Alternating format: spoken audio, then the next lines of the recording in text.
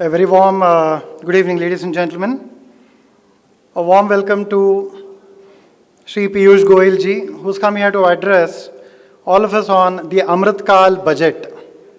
It's only appropriate that a person whose name is Piyush addresses us on the Amrit Kaal. The Amar Kosh in Sanskrit says, Piyusham Amritam Sudha. These are the synonyms for nectar. So a person who's been in the governance, it was mocked by the opposition that the BJP is very good in campaign. We were told that campaign is prose while governance is poetry, or rather the other way around. Campaign is poetry while governance is prose. It's a tough nut to crack. So it was. A nut to crack, so much so that last 70 years saw the nut being uncracked. For instance, you had 1,000+ villages which had never seen electricity.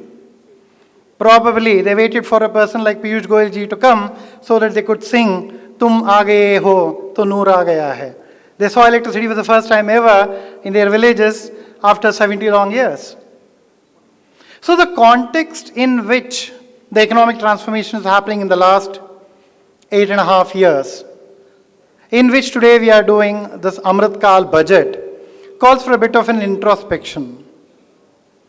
60 years plus of policy paralysis, or worse, a wrong directional policy.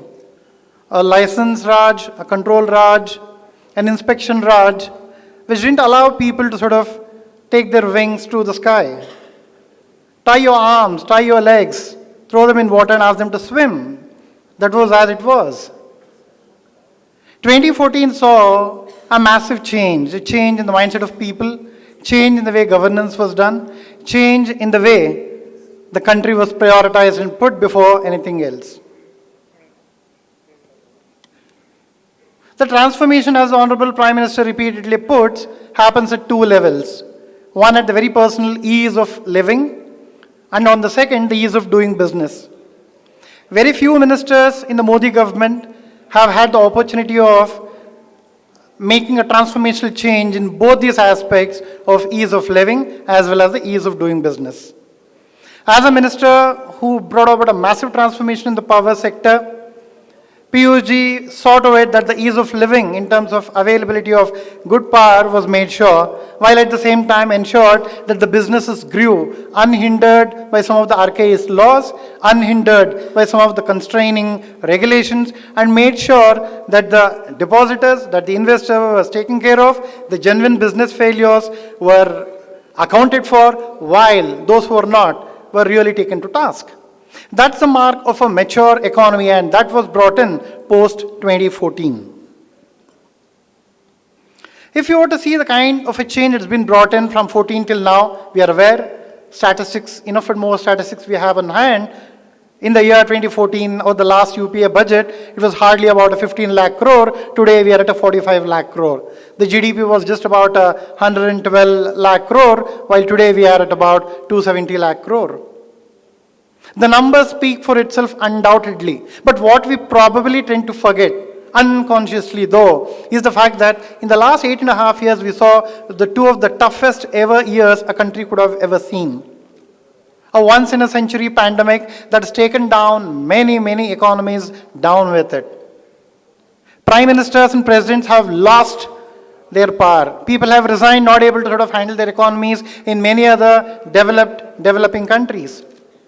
But in India, we get to see Team Modi, Prime Minister Modi and his team of extremely capable, efficient people driving the economy, taking it up from where it went down due to pandemic to greater heights.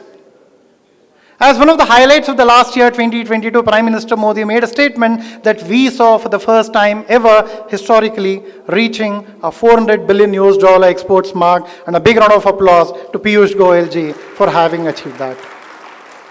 That is but one aspect of our charitra, of the DNA of the country, which the Prime Minister repeatedly said, we need to become more Atmanirbhar.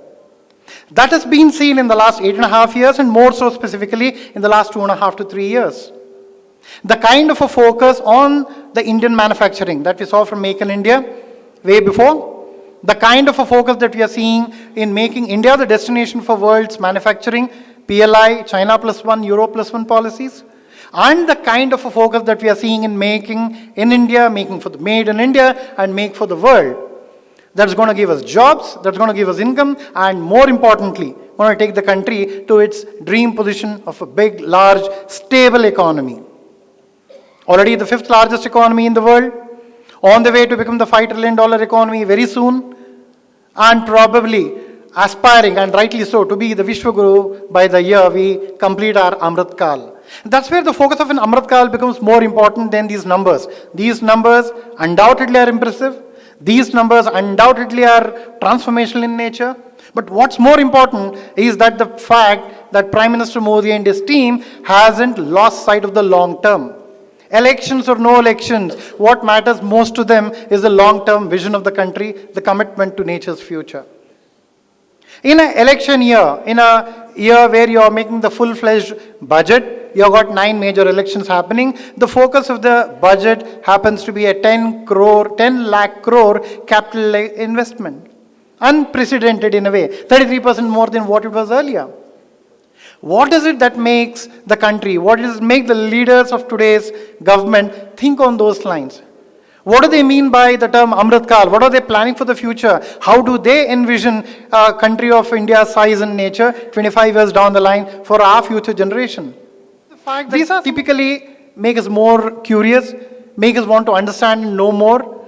And this is where an engagement of this nature, where we engage with senior leaders who've been there, done that. When I say been there, done that, imagine a situation, you've been given a 1,000-day challenge. Take into account that there are about 18,000 plus villages with no electricity. And the most important or the toughest part of it is you need to deal with scores and scores of state governments and the recalcitrant, adamant state departments, making them reform, align them to your goal, make sure that the 18,000 plus villages get their electricity at its due.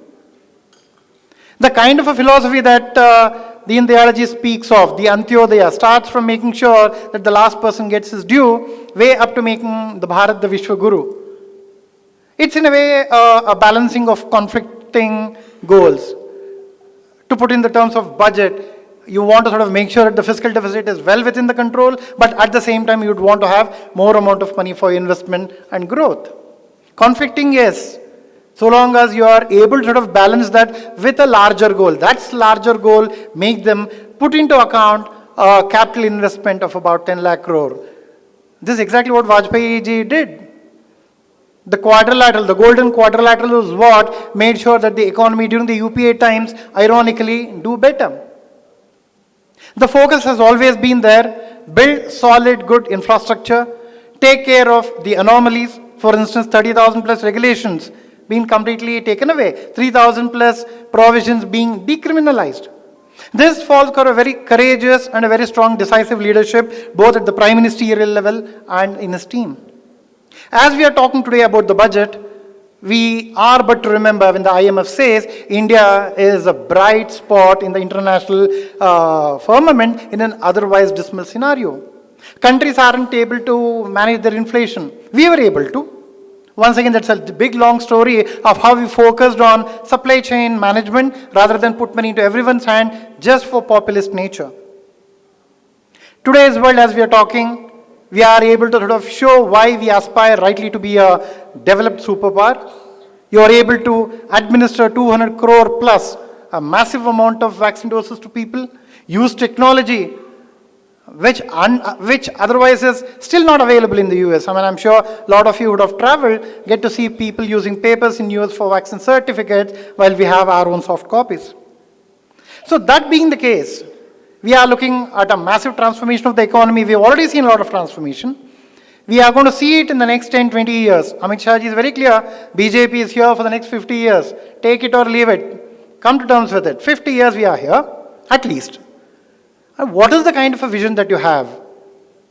They can't be even better than someone who's been actually driving the policy and implementing it. We are today exceedingly fortunate to have amidst us Piyush Goyal ji, who has handled wide range of ministries, wide range of responsibilities at the party as well, understand the pulse of the people and tell us at the same time engage with us on our questions as to how India can become a big $10 trillion economy in the near future, and what is it that we have our vision for the Amrit Kaal. On this note, I warmly welcome Piyush Goyal ji, and thank you each one of you for having put your time to come and listen to the Honorable Minister.